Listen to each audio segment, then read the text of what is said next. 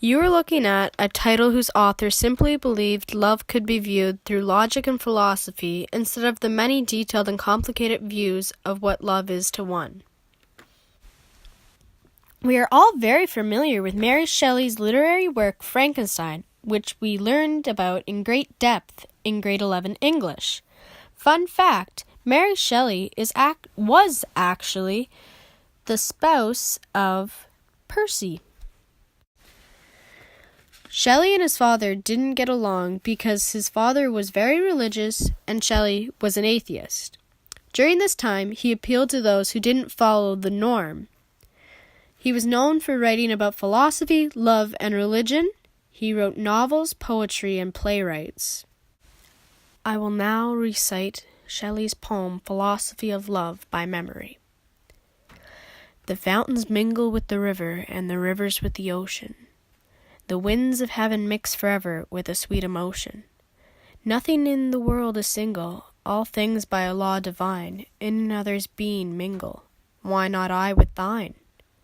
See, the mountains kiss high heaven, and the waves clasp one another. No sister flower could be forgiven if it disdained its brother.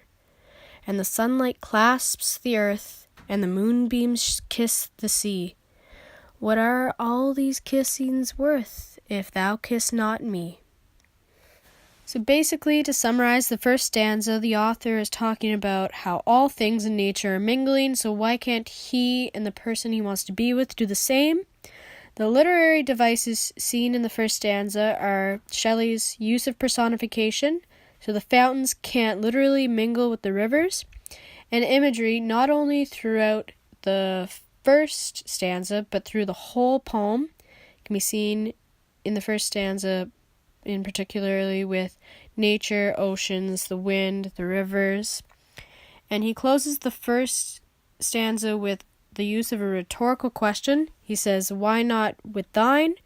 So if nature can mingle and it's divine law to mingle, then why can't him and the girl he wants to be with mingle as well? So to summarize the second stanza, the author is saying, all of nature's mixings means nothing if he's not with the one he desires, and all things are together, so it's just natural for them to be together.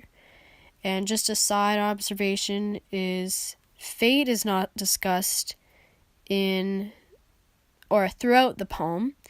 This could be because he's an atheist and he's not religious, so he's not saying that fate wants them together, he's just saying it's natural for them to be together. The literary devices seen in the second stanza, again, personification is used. Mountains can't really clasp the heavens. Sunlight can't literally clasp the earth. Moonbeams can't clasp the sea. And imagery, it's seen that everything is working together in nature. Overall, the narrator is familiar with these examples of love and nature's natural instinct to be together. If it's so natural for all these things to be together, why on earth can't he convince the girl to be with him?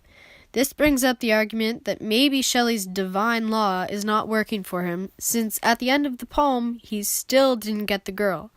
So maybe everyone's different opinion of what love is not so abnormal.